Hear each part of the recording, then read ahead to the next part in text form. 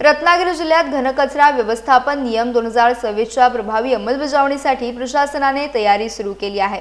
पर्यावरण संवेदनशील ठिकाणी, सह्याद्री पश्चिम घाट, बीचेस आणि प्रमुख पर्यटनस्थळी टप्प्याटप्प्याने संपूर्ण प्लास्टिक बंदी लागू करण्यासाठी नियमावली तयार करण्याचे निर्देश जिल्हाधिकारी मनोज जिंदल यांनी दिलेत। सर्वोच्च न्यायालयाच्या आदेशानुसार स्थापन करण्यात आलेल्या विशेष कक्षाची बैठक जिल्हाधिकारी कार्यालयात पार पडली। या बैठकीत कचरा संकलन आणि वाहतुकीसाठी आराखडा, पुढील 5 वर्षातील कचरा निर्मितीचा अंदाज, कचरा पेट्यांचे वेळापत्रक आणि कचऱ्यापासून ऊर्जा निर्मिती याबाबत नियोजन करण्याच्या सूचना देण्यात आल्या।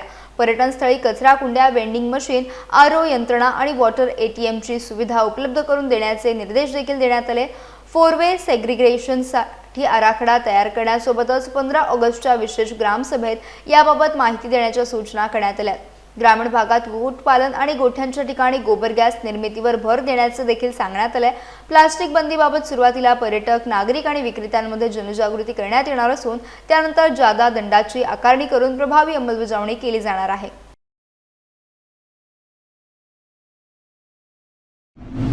कोकणातील प्रत्येक अपडेट जाणून घेण्यासाठी आजच माझे कोकणच्या सोशल मीडिया प्लॅटफॉर्मला लाईक, फॉलो आणि सबस्क्राईब करा।